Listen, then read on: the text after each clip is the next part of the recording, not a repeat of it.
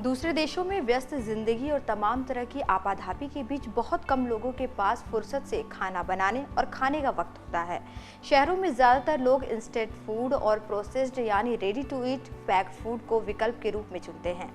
पहले खान पान की ऐसी आदतें सिर्फ वेस्टर्न देशों तक ही सीमित थी, पर आज भारत जैसे देश में भी बड़े पैमाने पर यह प्रचलन आम होता जा रहा है।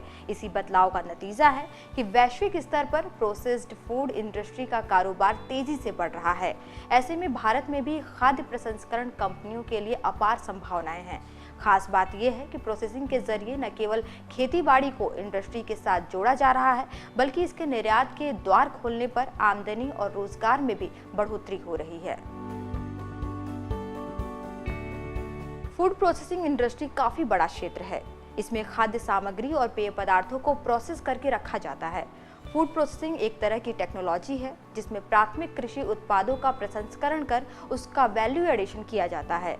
कारोबारी इस क्षेत्र में निवेश कर नया मुकाम बना सकते हैं, जिसके लिए खाद्य प्रसंस्करण उद्योग मंत्रालय कई तरह की योजनाएं चला रहा है। किसान को सबसे ज्यादा अपनी फसल के खराब होने से घाटा होता रहा है। फूड प्रोसेसिंग की योजनाओं से किसान की जल्दी खराब होने वाले सामान जैसे सब्जी, फल, दूध हैं, उनकी सप्लाई चेन बढ़ाने पर ध्यान दिया गया है। मंत्रालय का मुख्य फोकस है कि जहां का उत्पाद है वहीं से प्रोसेस और पैकिंग करके दूसरी जगह निर्यात किया जाए। इसके लिए छोटे छोटे यूनिट और इंडस्ट्री लगाने के साथ ही निवेश के लिए तमाम प्रावधान किए जा रहे हैं।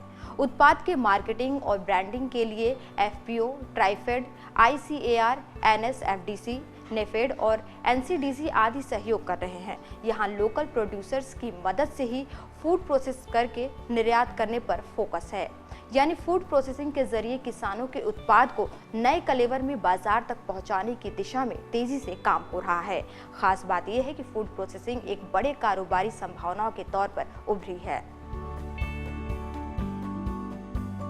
मंत्रालय की योजनाएं स्थानीय उत्पाद को उसी क्षेत्र में प्रोसेस करके आगे भेजने की है। हम ऐसे समझ सकते हैं कि पंजाब में मक्के की काफी खेती होती है। पंजाब में ही मक्का प्रोसेसिंग की यूनिट लगाई गई है। इससे सबसे पहले किसानों के मक्के को बाजार मिला, उसके बाद इलाके के युवाओं को यूनिट में ही रोजगार मिल रहा है। इस तरह देश के अन्य क्षेत्र में यूनिट लगाने का कार्य चल रहा है। ग्रामीण और रूरल इलाकों में फूड प्रोसेस की यूनिट या कोई यूनिट लगाने से ग्रामीण अर्थव्यवस्था को भी बल मिलेगा। साथ ही लोगों को दूसरे राज्य में रोजगार के लिए नहीं जाना पड़ेगा। यानी प्रत्यक्ष और अप्रत्यक्ष रूप से इस क्षेत्र में रोजगार के अवसर बढ़ रहे हैं।